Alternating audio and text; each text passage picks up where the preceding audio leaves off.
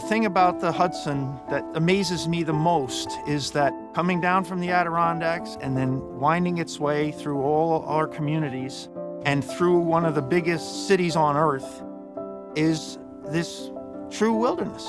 And it's right under our noses, it's right at our doorsteps, and we take it for granted. And so under the surface, which blocks our view, is this urgent and dynamic web of life. The Hudson is rich with wildlife. We have incredible diversity. About 85% of the diversity that's found in New York is found here in the Hudson Valley. And the estuary is especially abundant because it is the spawning ground for so many ocean fish that need this special ecosystem to reproduce.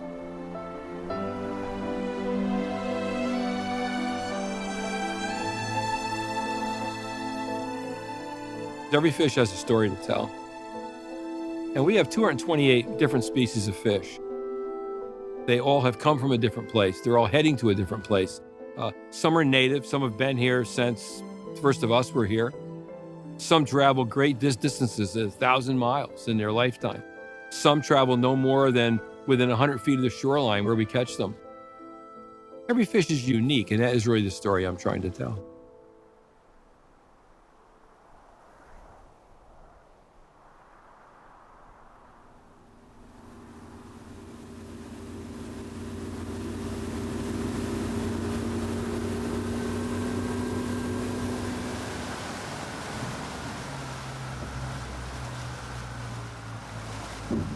I grew up on the Hudson my whole life.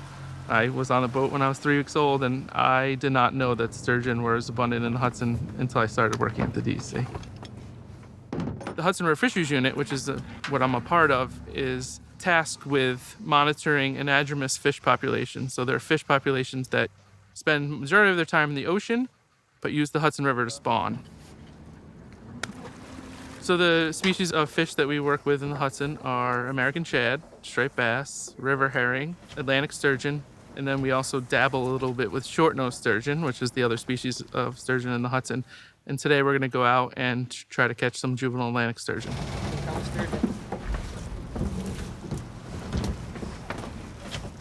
They have external scutes, bony plates on the outside, and they have a cartilaginous skeleton. They're a bottom feeder, so their mouth's on the bottom of their body with barbels for detecting food in the mud. We'll catch them, and we'll measure them, weigh them. We'll scan them for a tag, and if they already have them, then we've caught them before, or someone along the coast has caught them, and we'll put them back. So we're just measuring abundance, how many are out there, and we can track it over time, and we can see how the population in the Hudson is doing. Most of the fish in the Hudson River we don't know about. We're learning, and as technology evolves, we're starting to learn more. We're using acoustic tagging, learn about areas that are important to them in the Hudson so we can help protect those areas. In springtime, the river is alive with fish, whether they be shad or striped bass or sturgeon. And literally millions of baby eels are gathering at the mouths of streams to be able to make their migration upstream, up the waterfalls, into the headwaters of the Hudson.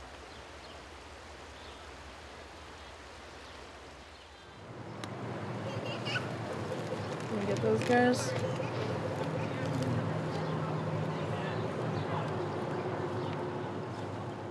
American eels have one of the most amazing migration stories of any animal on the planet. All American eels are hatched in the Sargasso Sea, roughly between Bermuda and Puerto Rico, and then they spend the first year of their life drifting and swimming on currents to rivers and estuaries all along the east coast of North America, including our own Hudson River estuary.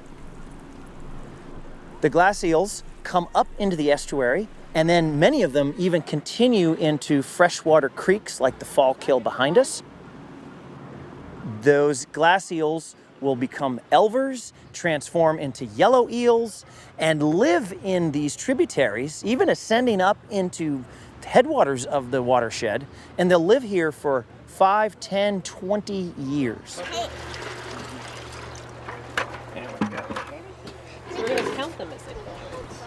People don't know about them. They don't realize that they're there. And then once they do realize, it's kind of like this like magical moment.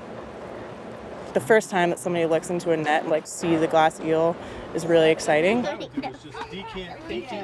Upon maturity, those larger eels, now a foot or 2 or 3 long, will head back downstream from freshwater to the estuary, to the ocean, back to the Sargasso Sea. They'll spawn once, and that's it. They'll die. So you've got an animal that's doing not one, but 2 1,500-mile journeys in its life, transitioning from salt to fresh to salt, and putting all of its eggs in one basket, quite literally, by spawning just once in its life. It's an amazing feat of evolution, and it's just an amazing feat of adaptation. 84, 85. There's still so much to learn about this animal. Like, we haven't seen it spawn in the wild. We're still not sure why it migrates thousands of miles to go back to the Sargasso Sea. And it's just really interesting to study.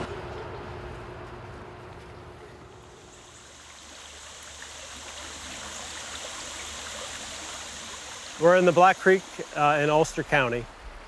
This is a small tributary of the Hudson. It's only about 15 miles total length. We have the weir set up here so we can get a count of how many herring are coming in to spawn in the river. We put this up beginning in 2013, so we have annual run counts since then. And the run sizes have ranged from 250,000 to 600,000 herring in a season. That's the question we get, is how many herring are, have you counted? And if we tell them 100,000 or 150,000 over the week, it just blows their mind. So it kind of puts things in perspective when you think about having 68 other tributaries, about the potential population size of river herring in the Hudson.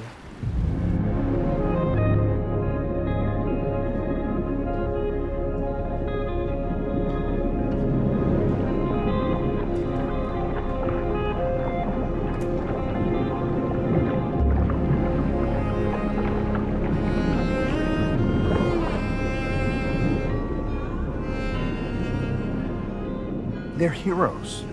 They come from the ocean, they migrate, 100 miles to get here, and they head upstream the whole way, and they come up here with this imperious urge to spawn. And all they want to do is renew their populations. These fish are really important. They're a lower rung of the trophic pyramid. We need these type of fish.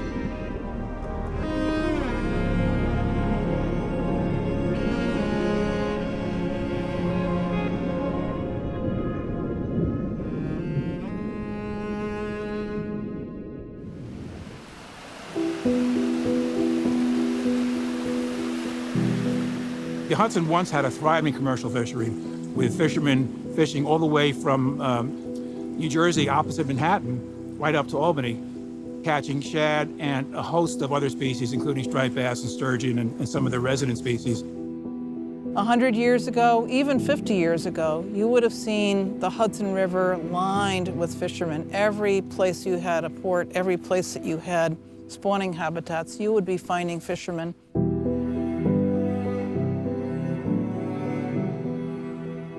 And everybody celebrated that. In springtime, everybody, thought about, let's go buy shad from our local fishermen.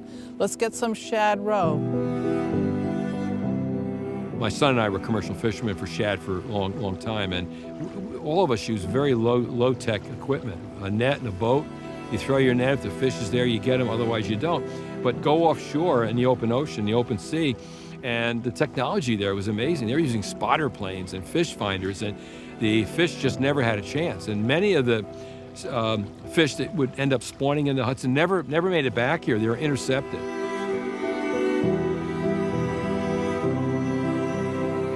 We had to close the shad fishery and the sturgeon fishery because of overfishing, not just in the Hudson, but on the coast. These are fish that spend their adult life going up and down the Atlantic coast from Canada to the Carolinas.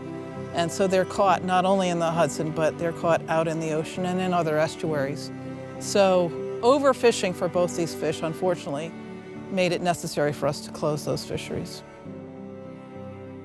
The only species that's still legally fished at all commercially are blue crabs. That's all that's left from a fishery that once, supported hundreds and hundreds of fishermen and provided vast numbers of edible fish.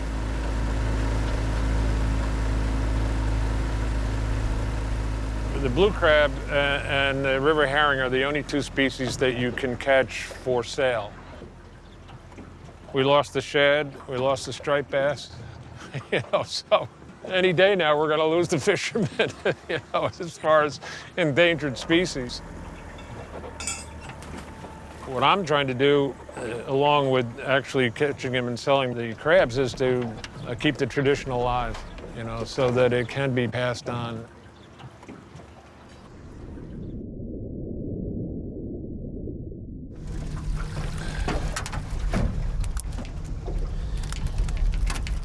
Not too bad.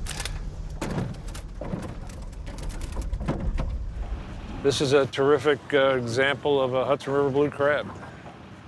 Mates in brackish water, and this is a male, will come up into fresh water, and the females retreat down into New York Harbor and then out past the New York Bight out into really high salt content, and it will then spawn. Eventually the young crab will be blown back into the river or on current and the wind. We used to have shad, but we can't fish for them anymore because of population problems. And we can't fish for striped bass because of other pollutant problems. Ideally, the shad will come back and we'll be able to do that. Ideally, I'll still be doing it so that there's some amount of knowledge on the river about how to do it.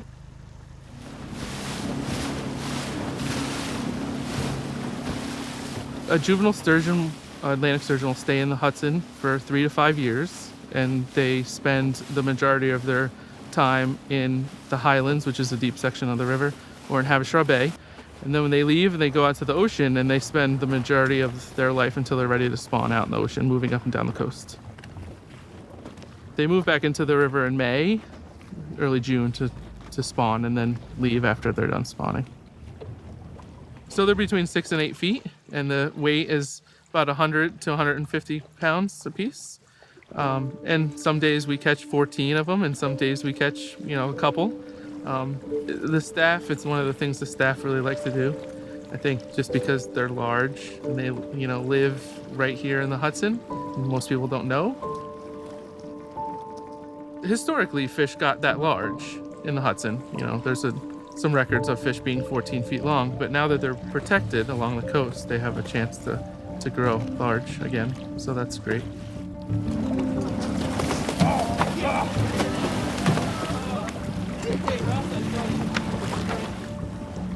I think people love to hear stories about the big fish that swims in the Hudson. It's very intriguing to them, and most people don't even know that they're out there.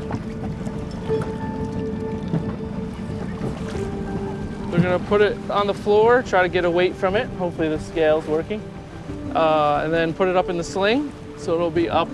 We'll run water over its gills while we scan it for a pit tag. And if it doesn't have one, we'll give it a pit tag, take a length, take sex, and then it'll go back in. Sometimes these fish up here we capture every year. A female could be up to 20 years old before she returns to the river for her first time to spawn. So it's very old, and that's why when we fished on them and overfished them, they couldn't handle it. Took too many fish out.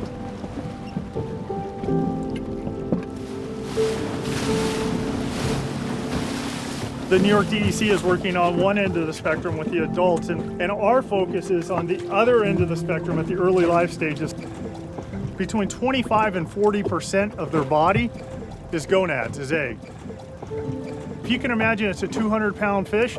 She has at least 50 pounds of eggs in her. We're hunting eggs that are, about 1 millimeter, 2 millimeters in diameter. And these are some eggs that came out of a female last week.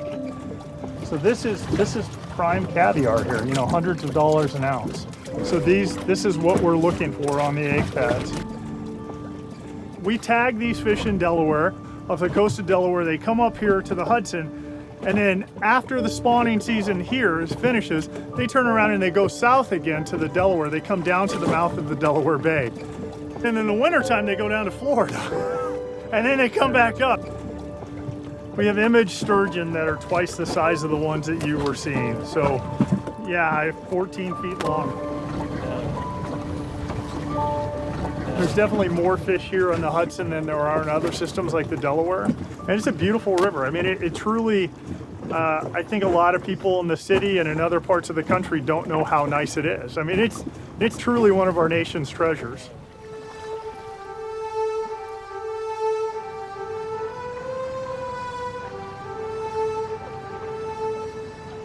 The early descriptions of New York Harbor are that the harbor was completely full of fish. So everywhere you looked, you'd see fish on the surface of the water, right?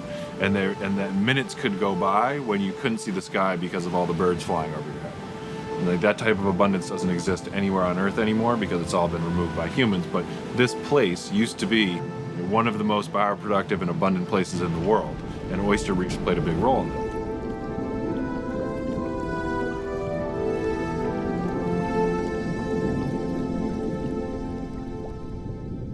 The oysters are the building block of the ecosystem, or ecosystem engineers. Oyster reefs create the three-dimensional structure that allows the ecosystem to exist. You know, there's hundreds of species of fish that either live in, eat, or find their mates in or have their babies in New York Harbor oyster reefs. So if you take those reefs away, you really cut the ecosystem off at the knees.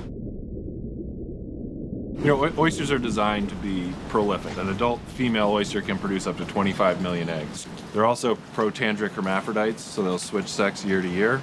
They're more often the younger, smaller oysters will be male, and then as they develop the metabolic reserves to produce eggs, they'll be females. But you can't tell by looking at an oyster whether it's a male or a female. The Billion Oyster Project is a non-profit based on Governor's Island, and our mission is to restore oyster reefs through public education initiatives.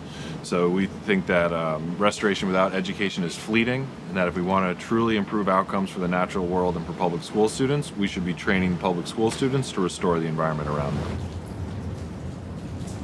Our goal right now is 1 billion oysters, and we think that somewhere between now and then we'll get the population to a tipping point where it can reproduce on its own. Fundamentally, we're trying to change the relationship that New York City has with the natural environment around it, and to do that by providing young people with the tools to affect positive change, in the place where they live.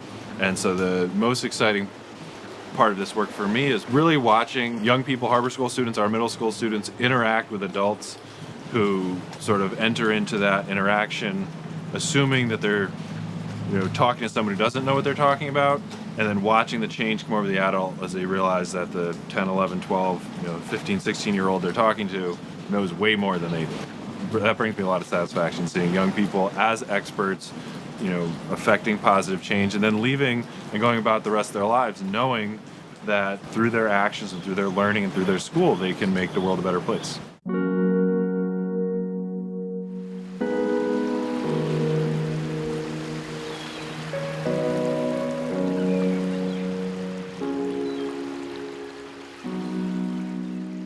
One of the things that I love about the Hudson Valley is the enthusiasm of the people who live here to get involved with the river. And everybody accesses the river in a different way. Some people want to just come and be by the river and be at peace and reflect on things. Some people enjoy the river through fishing or boating. And what I really love is there's a growing cohort of people that really get engaged in citizen science. There's a growing number of people that really love the idea of, hey, I can do something to make the Hudson River better for my community and better for all the nature that lives here.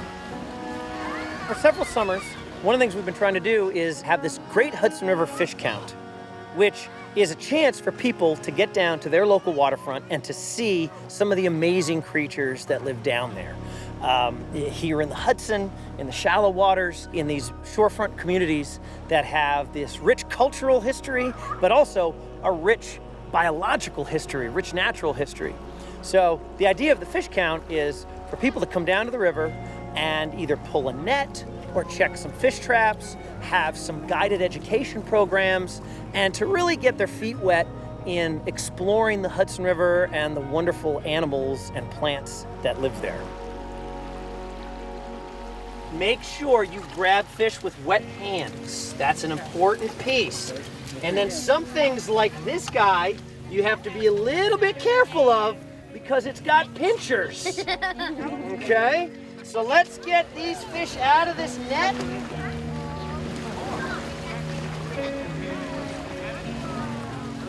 Kids are who are going to make decisions later on. So they're getting started at a young age, learning about what's here, what's important, how to make positive changes. And they're doing it by helping, by doing some art, and hopefully going home with a good story.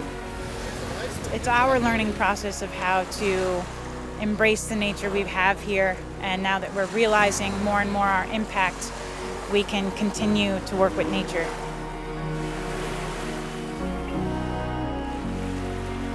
You know, we are part of this web of life.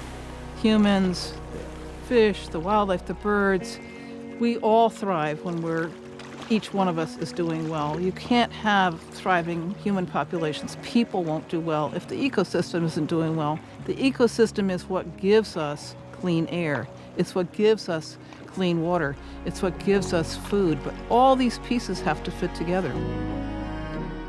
For decades, Riverkeeper and other environmental groups and countless individuals have fought for this river. It's not enough to stop polluters. What we have to do is we have to start giving back to the river what was taken from it. We have to heal these fish that we overharvested.